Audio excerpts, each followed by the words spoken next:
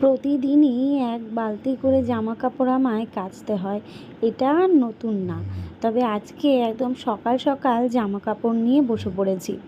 তবে সংসারের কাজকর্ম সমস্তটাই কমপ্লিট হয়ে গেছে, হাতে যেহেতু সময় রয়েছে তাই ভাবলাম জামা কাপড়গুলো সকালবেলা যদি ধুয়ে দিই, তারপর যদি স্নান পুজোটাও দিয়ে দিই, সকালবেলার একদিকে চাপটা কম থাকে। কি বলো?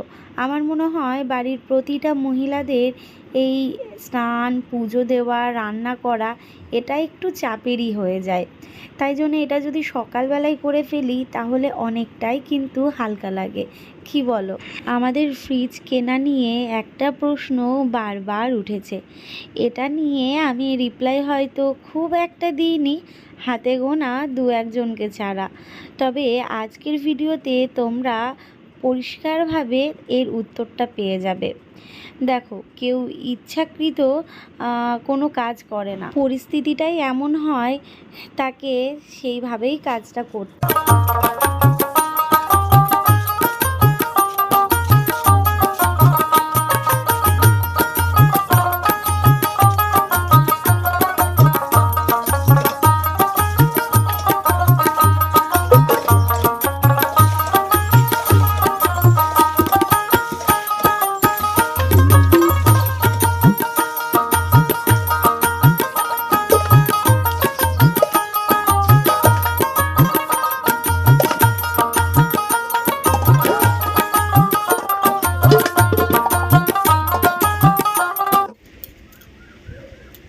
এই লেবু গাছটা কবে থেকে হয়ে রয়েছে, কিন্তু কিছুতেই ফল ধরছে না।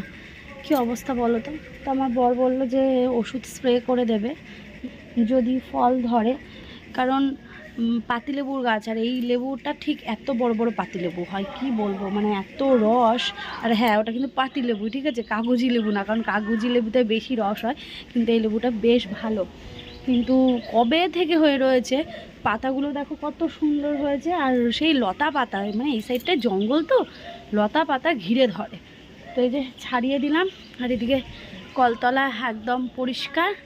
Hello everyone, good morning. কেমন আছো তোমরা সবাই? আশা করছি ভালো আছো। আমি রিয়াঙ্কা, নতুন একটা ব্লগে তোমাদের সবাইকে অনেক স্বাগত আর অনেক ভালোবাসা জানিয়ে আজকে ব্লগটা শুরু করছি।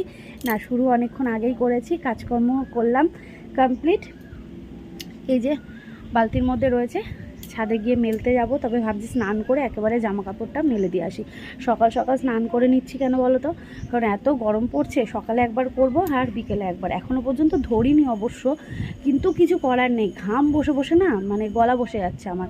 আমি কিন্তু এখনও পর্যন্ত ফ্রিজের ওই জল বা ঠান্ডা জলটা আমি কিন্তু খাই না।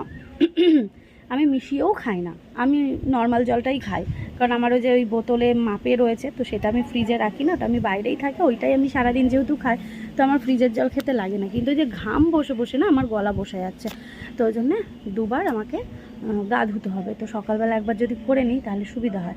আবার একটু দোকানে যেতে হবে, জানো তো, ছেলের স্যালাক্স বানাতে হবে, সেই সমস্ত জিনিস আনতে হবে। কালকে গেছিলাম, আনতে ভুলে গেছি, আজকে আবার যেতে হবে। তো দেখি ভাতটা বসিয়ে দিয়ে যাব, আর ছেলে রয়েছে মায়ের কাছে, ওকে আবার খাওয়াতেও হবে।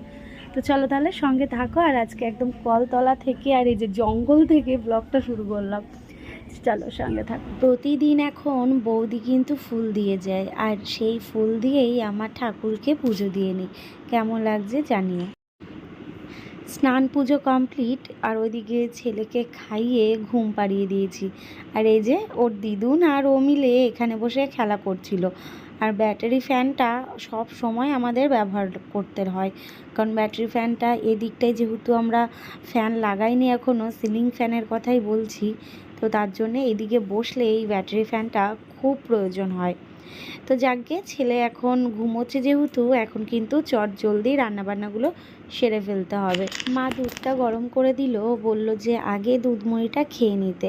আর হ্যাঁ, তোমাদের বলি, গতকালকে জামাইবাবুকে নিয়ে যে আমার বর ডক্টরের কাছে গেছিলো, মানে আমরা যে হোমিওপ্যাথি ওষুধ খাই, তো সেই ডাক্তারের থেকে আমার কিন্তু পায়ে ব্যথার ওষুধটা নিয়ে এসেছে। অ্যাকচুয়ালি ডক্টরের সাথে ফোনে আমার কথা হয়, তো আমার কি কি সমস্যা সেগুলো আমি বলি, তো তারপর উনি ওষুধ দেন। তো দেখা যাক এটা খেয়ে কত দূর কী হয়। তবে হ্যাঁ, আমার তো একদম মানে কি বলবো, মন থেকে বিশ্বাস যে আমার পায়ে ব্যথাটা কমবে। আসলে কি বলো তো, আমি ওষুধটা না এই ছেলে সংসার ব্লগিং এই করতে গিয়ে টাইমে টাইমে ওষুধটা আমার খাওয়া হয় না। তো তার জন্যেই আর কি আমার এই ব্যথা যন্ত্রণা কষ্ট নিয়েই আমাকে সমস্ত কাজ করতে হচ্ছে। মনে থাকে না যে, তবে এবার পণ করেছি যে আমি ঠিকঠাক মতন জল খাবো আর ঠিকঠাক মতো ওষুধ খাবো। কারণ আমি সুস্থ যদি থাকি তাহলে আমার সংসারটা সুস্থ থাকবে। আর আমি যদি অসুস্থ হয়ে পড়ি বা বিছানায় পড়ে যাই তাহলে আমার সংসারটার কি হবে বলো তো। মটর ডাল খেতে আমার বর একটুও পছন্দ করে না, শুধুমাত্র মুসুরির ডাল ছাড়া। তো আজকে ভাবলাম শনিবার তো কি করা যায়, তাই জন্যেই মটর ডালটাকে ভিজিয়ে রেখেছিলাম সকালবেলা ঘুম থেকে উঠেই। আর সেই মটর ডালেরই বড়া হবে। কি ভালো যে লাগে কি বলবো, এই মটর ডালের বড়া করে ঝোল। তবে গরম ভাতেও এই বড়া করে যদি আলু সেদ্ধ দিয়ে মেখে ভাত খাওয়া যায় তাহলেও কিন্তু বেশ স্বাদ লাগে, জানো তো। তবে এখান থেকে 4টে বড়া ভেজে তুলে রেখেছিলাম বরের জন্য। ও আবার এই বড়াটা দিয়ে ভাত খেতে বেশ ভালোবাসে।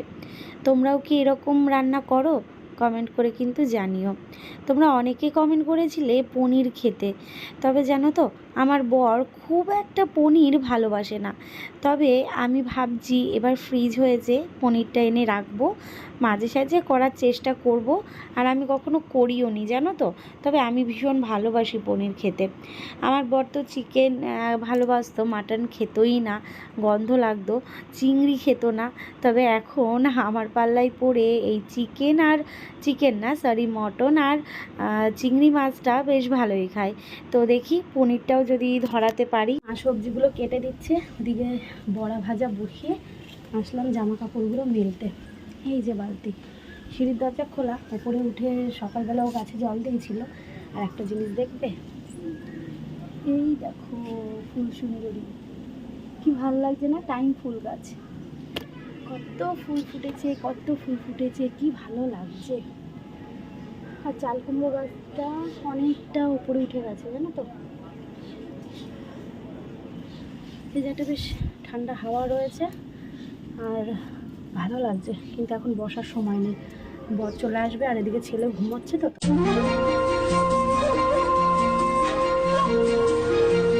তিনটে নদীর একটা গল্প, মেঘ আলো ছায়া অল্প স্বল্প। তিনটে নদীর একটা গল্প, মেঘ আলো ছায়া অল্প স্বল্প। ইচ্ছেরা ডোবে ইচ্ছেরা ভাসে, নদী মিশে যায় অলিক আকাশে। ইচ্ছে নদী, ইচ্ছে নদী, ইচ্ছে নদী, ইচ্ছে নদী।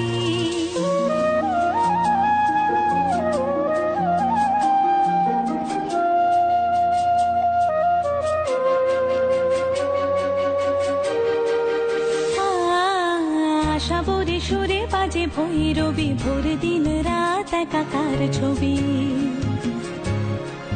রাগমালা যেন রং হয়ে যায়, মন খারাপের নদীকে হারায়। ইচ্ছে নদী, ইচ্ছে নদী, ইচ্ছে নদী, ইচ্ছে নদী।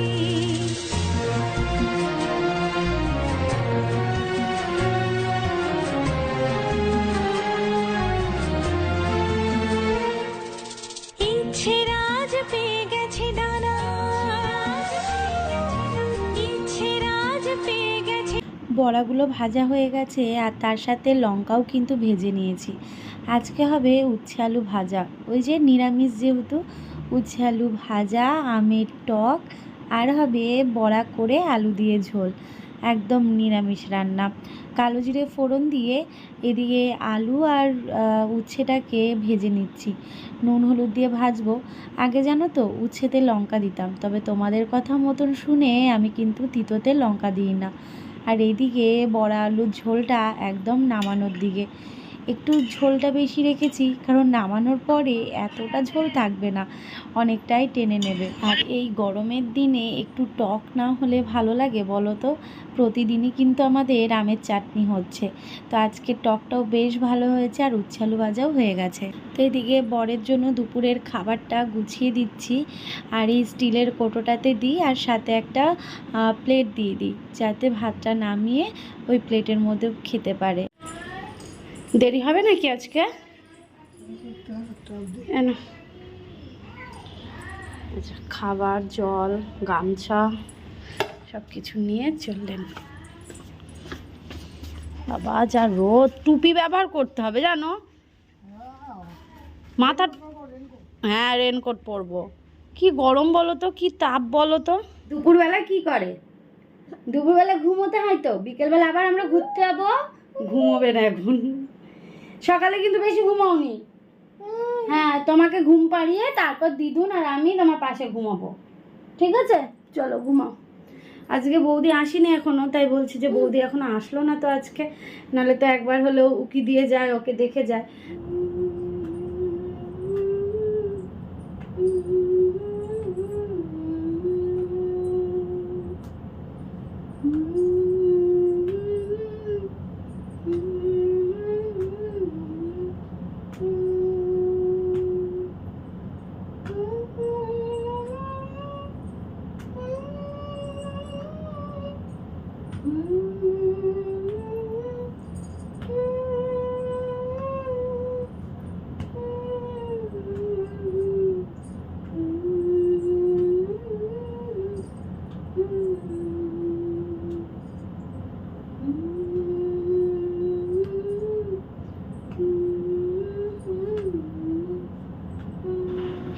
এই গরমে যদি হয় লস্যি, ও প্রাণটা যেন জুড়িয়ে যায়।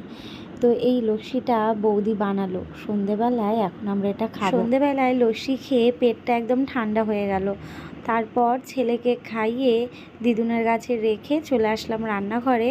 ওই যে লস্যি খেয়েছি সেই বাসনপত্র, তারপর ছেলেকে খাওয়ালাম সেই বাসনগুলো সমস্ত কিছুই এখন মাজা ঘষা করে নিচ্ছি। তারপর তো রাতে রান্না আছে, দেখি আজকে রাতে ভাবছি পরোটা করব। চলো আজকে বাসন মাজতে মাজতে তোমাদের প্রশ্নের উত্তরটা দিই। কেন আমি আমাদের ফ্রিজটাকে ওই গেট থেকে ঢুকতেই বাদিকে কেন রেখেছি? এবার তোমাদের বলি, আমাদের বাড়িটা অনেকটাই ছোটোর মধ্যে। এবার সমস্ত জায়গাতেই তোমরা যেখানে যেখানে রাখতে বলছো সেখানে রাখা সম্ভব নয়। অনেকে বলেছো বারান্দাতে রাখো, অনেকে বলেছো রান্নাঘরের পাশটাতে রাখো। তোমরা যদি আমাদের বাড়ি এসে দেখতে তাহলে বুঝতে পারতে যে যেখানে তোমরা রাখতে বলছো সেখানে রাখা যাবে না, সম্ভব হবে না। তাই জন্যেই কিন্তু আমরা রাখিনি। এমনকি ঘরের কথা বলছো, এবার বলি যে ঘরে আমরা বর্তমানে রয়েছি এই ঘরে তো সম্ভবই নয়। আর পাশের ঘরটাই যদি বলো, পাশের ঘরটাতেও সম্ভব নয়, কারণ এখন জিনিসপত্রে যেভাবে বদ্ধ হয়ে গেছে ঘরটা। তো এখন ওখানে রেখেছি, এখন না ভবিষ্যতেও ওখানেই থাকবে। তার একটা মাত্র কারণ হচ্ছে আমরা কিন্তু ডাইনিং এরিয়া করেছি, সিঁড়ির জায়গাটা ওখানেই ডাইনিং টেবিল রাখা হবে আর ওখানেই হাত ধোয়ার বেসিন হবে। তো আমার মনে হয় ওই জায়গাতেই কিন্তু ফ্রিজটাকে মানাবে। জানি রান্নাঘরের মধ্যে বা রান্নাঘরের পাশে হলে ভালো হয়, তবে ওই যে আমার যে ছোট জায়গা, তাই কোনো জায়গা অপচয় করতে চাইনি। যদি অনেকটা জায়গা থাকতো তাহলে হয়তো এদিক সেদিক একটু জায়গা পড়ে থাকলেও গায়ে লাগতো না। যাদের অল্প জায়গা তারাই একমাত্র বোঝে এই জিনিসপত্র রাখার এই ব্যাপারটা। তবে খুব শিগগিরই একটা হোম ট্যুর দেব, কেমন?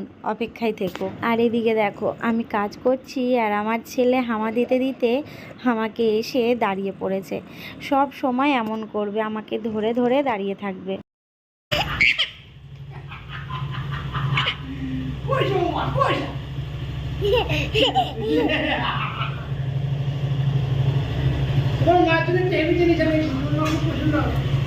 কি গো?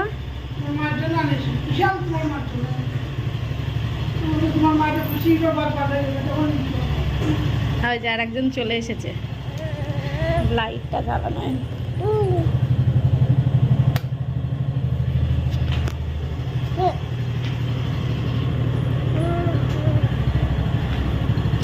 জন্যও আমি একটা জিনিস রেখেছি, তোমার জন্য একটা জিনিস রেখেছি, রেখেছি রেখেছি ফ্রেশ হও তারপর দিচ্ছি। থাকবে তো ওটাতে, নাহলে ওটা নাও না পাপোশটা। তো বসে রয়েছে বিস্কুট খাওয়ার জন্য। খিচুড়ি কোথা থেকে? কোথা? লোড আছে পুরো, মানাও মানাও মানাও। তিনটে লোড আছে। রাত্রিবেলা এখন রান্না হচ্ছে আলুর দম, নিরামিষ করে আলুর দম, আর সাথে হবে পরোটা। আজকে যেহেতু শনিবার, আর অনেক দিন ধরে আমার বর বলছিল যে পরোটা অনেক দিন খাওয়া হচ্ছে না। সত্যি বলতে যা গরম পড়েছে, এই গরমে পরোটা বা লুচি খাওয়া একদম দুষ্কর। তবে অনেকে কিন্তু রুটিও খায় না, জানো তো, এই গরমে শীতকালে রুটি খায়। কিন্তু আমাদের যেমন সারা মাস মানে সারা বছর আমরা রুটি খাই। রুটি না খেলে আমাদের যেন ভালো লাগে না। ওই 4 বেলা বা 3 বেলা ভাত খাওয়া যায় না। তবে এক একদিন ভাত থাকলে আমি খেয়ে নিই, কিন্তু আমার বর খেতে চায় না। তাও মাঝের মধ্যে আমার খুব সেদ্ধ খেতে ইচ্ছে করলে, কারণ আমার রাতের দিকে না একটু সেদ্ধ ভাত খেতে ভালো লাগে, তখন একটু রিকোয়েস্ট করি, বা খিচুড়ি তখন একটু খাই। কিন্তু আমাদের করতে হবে রুটিটা না করলে হবে না। তো এদিকে বসিয়ে দিলাম, মানে ঝোলটা ফুটুক, কষা কষা মতন করবো। আর মা ময়দা মেখে দিয়ে গেছে, দাঁড়াও।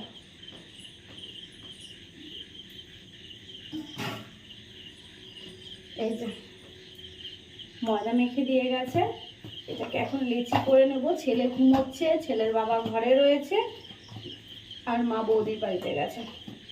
আর আমি এখন টুকটুক করে এই ফোন দেখছি আর কাজ করছি। তারপর মনে পড়লো কি যে আমার তো ভিডিও করা হয়নি, তারপরে গিয়ে ক্যামেরাটাকে অন করলাম। বরের জন্য রেখেছিলাম লস্যি, তবে ও বলল এখন খাবে না, কালকে দিনের মধ্যে খাবে। দিনের বেলা এত রোদ গরম, তো ওই জন্যে ওই টাইমে খাবে।